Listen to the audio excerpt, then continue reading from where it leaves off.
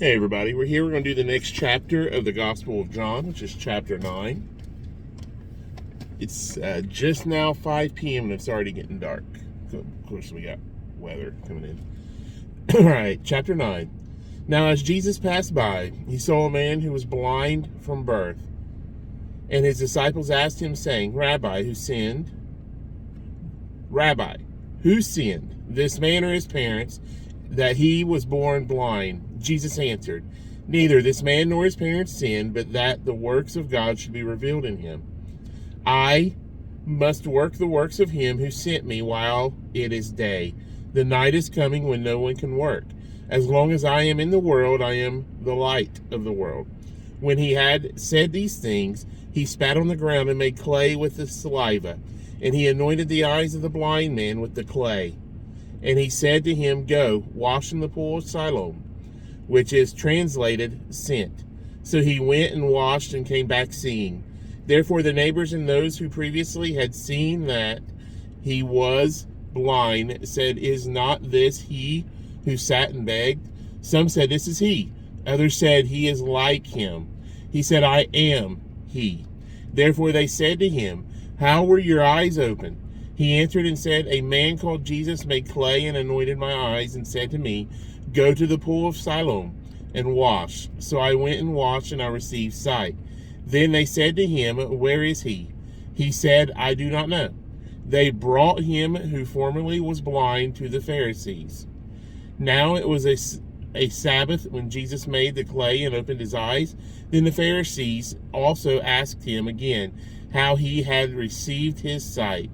He said to them, He put clay on my eyes, and I washed, and I see. Therefore some of the Pharisees said, This man is not from God, because he does not keep the Sabbath. Others said, How can a man who is a sinner do such signs? And there was a division among them. They said to the blind man again, What do you say about him, because he opened your eyes? He said, He is a prophet. But the Jews did not believe concerning him that he had been blind and received his sight, until they called the parents of him who had received his sight. And they asked him, saying, Is this your son, who you say was born blind? How then does he now see?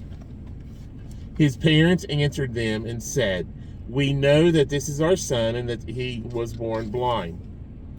But by what means he now sees, we do not know, or who opened his eyes, we do not know. He is of age. Ask him. He will speak for himself. His parents said these things because they feared the Jews, for the Jews had agreed already that if anyone confessed that he was Christ, he would be put out of the synagogue. Therefore his parents said, He is of age. Ask him. So they again called the man who was blind and said to him, Give God the glory. We know that this man is a sinner. He answered and said, Whether he is a sinner or not, I do not know. One thing I know, that though I was blind, now I see. Then they said to him again, What did he do to you? How did he open your eyes? He answered them, I told you already, and you did not listen. Why do you want to hear it again? Do you also want to become his disciples? Then they reviled him and said, You are his disciple, but we are Moses' disciples. We know that God spoke to Moses. As for this fellow, we do not know where he is from. The man answered and said to them, Why, this is a marvelous thing, that you do not know where he is from. Yet he has opened my eyes. Now we know that God does not hear sinners, but if anyone is a worshiper of God and does his will, he hears him. Since the world began, it has been unheard of that anyone opened the eyes of one who was born blind. If this man were not from God, he could do nothing. They answered and said to him, You were completely born in sins, and are you teaching us? And they cast him out. Jesus heard that they had cast him out, and when he had found him, he said to him, Do you believe in the Son of God? He answered and said, Who is he, Lord, that I may believe in him? And Jesus said to him, You have both seen him, and it is he who is talking with you. Then he said, Lord, I believe. And he worshipped him. And Jesus said, For judgment I have come into this world, that those who do not see may see, and that those who see may be made blind. Then some of the Pharisees who were with him heard these words and said to him, Are we blind also? Jesus said to them, If you were blind, you would have no sin. But now you say, We see. Therefore your sin remains. Most assuredly I say to you, he who does not enter the sheepfold by the door, but climbs up some other way, the same is a thief and a robber. That's a taste of chapter 10.